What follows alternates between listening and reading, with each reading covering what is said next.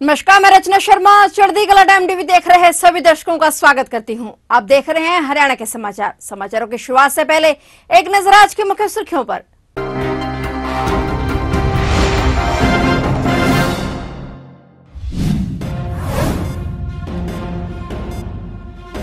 हरियाणा में कुंवारों की पेंशन का नोटिफिकेशन जारी। तलाकशुदा और लिव इन में रहने वालों को नहीं मिलेगा लाभ। शादी के बाद भी पेंशन ली तो ब्याज समेत वसूली।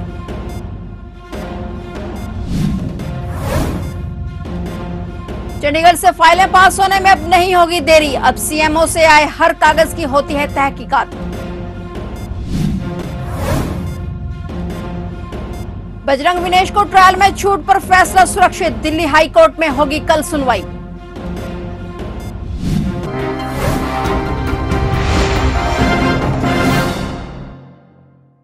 और अब समाचार विस्तार से।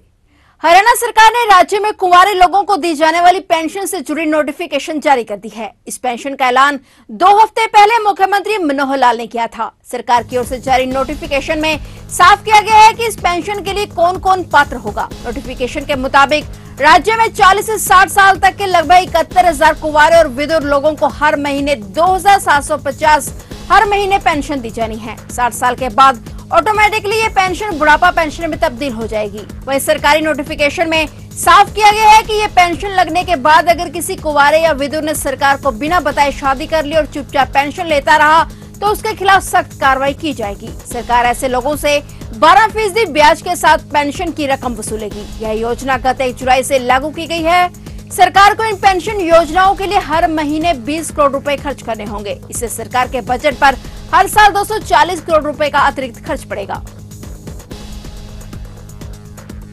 मुख्यमंत्री मनोहर लाल ने कहा है कि चंडीगढ़ मुख्यालय में फाइलें क्लियर करने में देरी नहीं होगी। आमतौर पर फील्ड में यह शंका बनी रहती है कि चंडीगढ़ मुख्यालय में अधिकारी फाइल देरी से क्लियर करते हैं, पर अब ऐसा नहीं होगा। अब सीएमओ में आए हर कागज की तहकीकात होती है और कोई भी कागज बिना पढ़े नहीं रहता। इतना ही नहीं, कागज भेजने वाले को उसकी मांग और समस्या के बारे में भी सूचित किया जाता है। मुख्यमंत्री करनाल लोकसभा क्षेत्र के प्रतिनिधियों के साथ जनसंवाद कर रहे थे। उन्होंने बैठक में आए प्रबुद्ध व्यक्तियों से अनुभव पूछे तो कुछ नई चीजें सामने आई। सीएम ने कहा कि प्रबुद्ध व्यक्ति व अधिकारी सरकार की टीम है और जनता और सरकार के मध्य एक पुल का काम करते हैं। हरियाणा में बेरोजगारी का मुद्दा एक बार फिर से गर्मा गया है। कांग्रेस सांसद दीपेंद्र सिंह हुड्डा का कहना है कि संसद में भारत सरकार ने माना है कि हरियाणा में भाजपा सरकार के समय में बेरोजगारी दर 3 गुना बढ़ी है। उनका कहना है कि राज्यसभा में उनके सवाल पर केंद्र सरकार की ओर से जानकारी दी गई कि हरियाणा में बेरोजगारी की दर 9% है। इस जवाब के बाद दीपेंद्र ने हरियाणा सरकार को घेरा है। उन्होंने बताया कि साल 2013-14 में राज्य में बेरोजगारी दर 2.9% थी। उस समय हरियाणा में कांग्रेस की सरकार थी और वहीं भाजपा सरकार में साल 2021-22 में बेरोजगारी दर 9% पर पहुंच गई है। संसद में केंद्रीय श्रम एवं रोजगार राज्य मंत्री रामेश्वर तेली द्वारा दिए गए जवाब की प्रति जारी करते हुए दीपेंद्र ने कहा कि सरकार के आंकड़े बताते हैं कि गोवा, लक्षद्वीप, नागालैंड और केरल के बाद हरियाणा में सर्वाधिक बेरोजगारी है। एशियन गेम्स के ट्रायल में पहलवान विनेश फोगाट और बजरंग पुनिया को छूट देने के खिलाफ दायर रेसलर अंतरिम पंगाल और सुजीत कलकल की याचिका पर आज शुक्रवार को फिर दूसरे दिन सुनवाई हुई। दिल्ली उच्च न्यायालय ने याचिका पर अपना फैसला सुरक्षित रखा है और कल यानी 22 जुलाई को अपने फैसले का ऐलान करेगी। गुरुवार को दिल्ली हाई कोर्ट में सुनवाई हुई और कोर्ट ने इस पर WFI से जवाब मांगा। कोर्ट ने भारतीय कुश्ती महासंघ को अपना जवाब दाखिल करने के निर्देश दिए। वहीं साक्षी मलिक ने ट्वीट करके कहा कि सरकार ने एशियन गेम्स में सीधे नाम भेजकर पहलवानों की एकता को तोड़ने का काम किया है। उन्होंने कहा कि मैंने कभी बिना ट्रायल खेलने नहीं गई और न ही इसका समर्थन करती हूं। उन्होंने कहा कि वो सरकार की इस मंशा से विचलित हैं। उन्होंने ट्रायल्स की डेट आगे बढ़वाने की बात कही थी, लेकिन सरकार ने झोली में यह बदनामी डाल दी। विनेश फोगाट 53 किलोग्राम वर्ग में खेलती हैं और उनके खिलाफ इसी वर्ग की अंतिम पंगाल ने याचिका दायर की। बजरंग 65 किलोग्राम वर्ग में खेलते हैं और उनके खिलाफ इसी कैटेगरी के संजीत कलकल ने याचिका दायर करवाई है।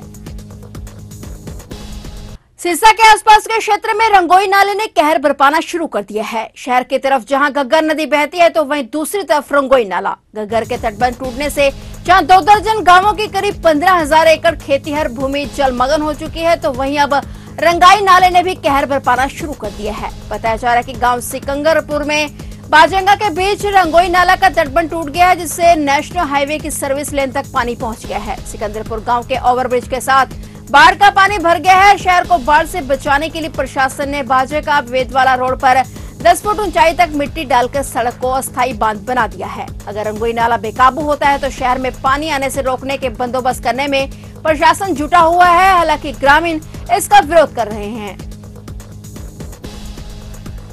सहारनपुर थाना बेहड़ पुलिस द्वारा चोरी की घटना का खुलासा किया गया। सहारनपुर एसपी देहात ने प्रेस वार्ता करते हुए बताया कि कुछ दिन पहले धीर सिंह के यहाँ चोरी की गई थी, जिसमें थाना बेहड़ में एक मुकदमा दर्ज कराया गया। उसमें बेहड़ पुलिस द्वारा कार्रवाई करते हुए चोरी के सामान के साथ शहजाद उर्फ छोटा पुत्र अब्बास निवासी ग्राम 5 रायपुर को गिरफ्तार किया गया है। इसमें अभियुक्त के पास से 3,50,000 रुपए नकद, एक जोड़ी झुमका, एक देसी तमंचा, 312 बोर, एक जिंदा कारतूस और एक मोटरसाइकिल HF डीलक्स बरामद की गई। अभियुक्त को संबंधित धाराओं में गिरफ्तार कर माननीय न्यायालय के समक्ष पेश किया गया। ग्राम चौहड़पुर जो बेहड़ क्षेत्रांतर्गत एक गांव आता है, वहां के एक वादी हैं धीर सिंह। उन्होंने थाने में लिखित तहरीर दी कि 15 और 16 जुलाई की रात्रि उनके घर में किसी अज्ञात चोर द्वारा चोरी की गई है और उनके 4 लाख रुपए और कुछ 2 सोने के कुंडल उसमें गायब थे। इसी तहरीर के आधार पर तत्काल मुकदमा पंजीकृत कर इस घटना का अनावरण करने के हेतु टीम्स का गठन किया गया। कल रात्रि एक व्यक्ति की गिरफ्तारी इस संबंध में की गई है, जिसका नाम शहजाद उर्फ छोटा है। यह 5 रायपुर जो घटनास्थल है उससे आसपास का ही गांव है, 5 रायपुर, वहां का रहने वाला है। इसने पूछताछ में बताया कि उस रात्रि इसने ही चोरी की थी उनके घर में। ये उनको पिछले 4-5 महीने पहले जब इसने उस वादी से भैंस खरीदी थी, तब से ये उनसे संपर्क में है और ये जानता है कि इनके घर में पैसा किस जगह पे रखा जाता है। और इसने 15 जुलाई की सुबह से ही उस घर की रेकी करना शुरू कर दिया और इसने 15 की और 16 की रात्रि 2 बजे ये घटना को अंजाम दिया है। इसकी निशानदेही से 3.5 लाख रुपए बरामद किए गए हैं और 2 घटना में जो चोरी किए गए कुंडल है वो भी बरामद किए गए हैं। साथ ही घटना में प्रयुक्त HF डीलक्स और एक अवैध असला जो कि 312 बोर का तमंचा और एक जिंदा कारतूस भी गिरफ्तार किया गया है, कब्जे में लिया गया है और आज इसको गिरफ्तार कर जेल भेजा जा रहा है। कैथल में हुए मिहिरी बोझ प्रतिमा के पीछे गुज्जर शब्द लगाने पर विवाद शुरू हो गया है। वहीं यमुनानगर के गांव नगला में क्षत्रिय राजपूतों ने सड़क पर 1 घंटे के लिए जाम लगा दिया। उनका कहना है कि मिहिरी भोज की मूर्ति के पीछे से गुर्जर हटाया जाए और क्षत्रिय लिखा जाए। आज उन्होंने कड़ी चेतावनी देते हुए कहा कि आज सिर्फ जाम को लेकर 1 घंटे का ट्रेलर था और अगर आगे उनकी मांगे नहीं मानी गई तो यह आंदोलन पर उतरने के लिए मजबूर हो जाएंगे। इन्होंने एक तो जगाधरी मूर्ति लगाई, एक परसों कल कैथल लगाई। किसकी मूर्ति लगाई? क्षत्रिय सम्राट मिहिर भोज जी की मूर्ति लगाई। तो हमारा विरोध था, उनसे अनुरोध भी था, विरोध भी था कि उसके आगे जाति सूचक शब्द न लगाए जाए। क्या किया उन्होंने, क्या लिखा उसके? उन्हें गुज्जर लिखा उसके आगे, जो कि वे क्षत्रिय समाज राजपूत सम्राट से है। लेकिन चलो महापुरुष सभी जाति के होते हैं, तो हम तो ये चाह रहे थे कि उसके आगे क्षत्रिय लिखे जाए या हिंदू सम्राट लिखे जाए। लेकिन हमारी बातों को न मानकर कल कैथल में शांतिपूर्वक विरोध करा था। उसमें हमें लाठियाँ मारी गई और हमें वहाँ से भगाया गया। तो उस विरोध में हमें गाँव नागल में जाम लगाया और सरकार को चेतावनी दी कि ये अगर ऐसे ही चलता रहा, हमारी सुनवाई नहीं हुई तो ये तो एक छोटे स्तर पर है, उसके बाद पूरे हरियाणा में, पूरे जिले में और भारत में आंदोलन होगा। तो उसके जिम्मेवार खुद सरकार और ये कंवरपाल गुज्जर होगा। तो क्या आश्वासन दिया गया आपको? आश्वासन आए थे जी, नरेश जी आए थे। तो यहाँ पर जलना थाने से दुष्यंत जी आए थे। उन्होंने आश्वासन दिया कि आप DC साहब के और माननीय मुख्यमंत्री के ज्ञापन दो तो आपकी सुनवाई वहाँ होगी। तो उसी उसमें हमें जाम खोल दिया, क्योंकि हम भी पब्लिक को परेशान नहीं करना चाहते, क्योंकि ये भी हमारे भाई है।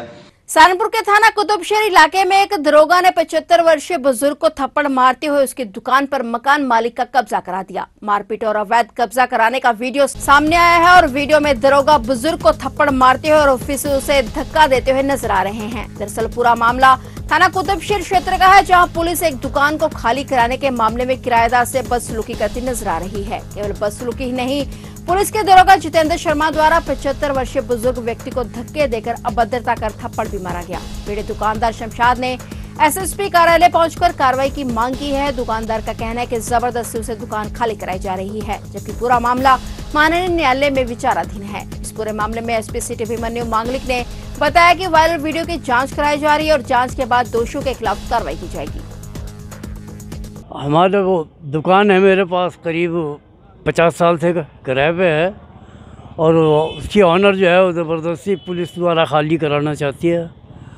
मैं खाना खा के दुकान पे आया ही था कि ऐसा ही जितेंद्र शर्मा जी आए, उसके साथ में मैडम थी। उन्होंने कहा अरे क्यों नहीं दुकान खाली करता तू इसकी। मैंने कहा साहब ऐसे कैसे खाली कर देंगे, कोर्ट में हमने केस डाला हुआ है।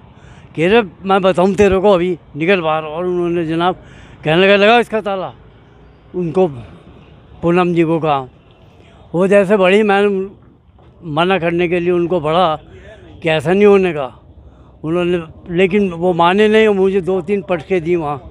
मैं फिर बढ़ा तो उन्होंने मुझे उठा के अंदर दूसरी तरफ फेंक दिया। उससे मुझे बहुत दुख हुआ और उसके बाद में मुझे कहा, कहने लगे चल वहाँ थाने में बैठ चल गए। मैं बताता हूँ तुझे, अभी बताता हूँ, तेरी कोर्ट यहीं निकाल लूँगा। मेरे संज्ञान में आया है ये वीडियो जो सोशल मीडिया में चल रहा है, जिसमें दिखाया जा रहा है कि एक दरवाज़ा है, दरवाजे के बाहर एक जो बुजुर्ग व्यक्ति हैं उनके साथ कुछ कहासुनी हुई है वहाँ पर, और उनके साथ दुर्व्यवहार भी करा गया है। एक जो वर्दीधारी एसआई बताए जा रहे हैं वो कुतुबशेर थाने के। तो पूरा मामला उच्च अधिकारियों के संज्ञान में आ चुका है और इस वीडियो की जांच की जाएगी। वीडियो में कौन एसआई है, कौन पुलिस धारक कौन है, वो उसकी जांच की जाएगी, और किस हालात में वो किसके साथ दुर्व्यवहार कर रहा है उसकी पूरी जांच करके इसमें आगे जो सही प्रतीत होता है उसी पे कार्रवाई की जाएगी।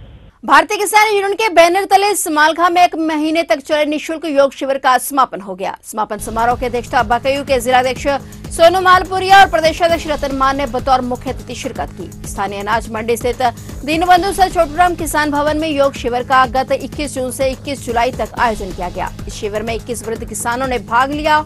समारोह में पहुंचने पर किसानों ने प्रदेशाध्यक्ष रतन मान का पगड़ी व हरा पटका पहनाकर जोरदार स्वागत किया। किसान नेता रतन मान ने सभी बुजुर्ग किसानों को पगड़ी और धोती के साथ हरा पटका पहनाकर सम्मानित किया। रायपुर रानी प्राथमिक कृषि सहकारी समिति के चुनाव में अपना भविष्य आजमा रहे 16 उम्मीदवारों में से 9 प्रत्याशियों ने जीत का परचम लहराया है। चुनाव प्रबंधक रघुवीर सिंह ने बताया कि प्रबंधन कमेटी के सदस्यों के लिए होने वाले चुनाव में 37 नामांकन पत्र दाखिल हुए थे, जिनमें से बाद में 16 उम्मीदवार चुनावी मैदान में डटे रहे थे। रामपुर रानी पैक्स के चुनाव के लिए 3 गांवों गढ़ी कोटाहा, खेड़ी और रायपुर रानी में बने पोलिंग बूथ पर वोटिंग हुई थी, जिसका परिणाम घोषित कर दिया गया है। फिलहाल हरियाणा के समाचारों में इतना ही, और नए समाचारों के साथ फिर से हाजिर होंगे। तब तक के लिए देखते रहिए चढ़ती कला टाइम टीवी।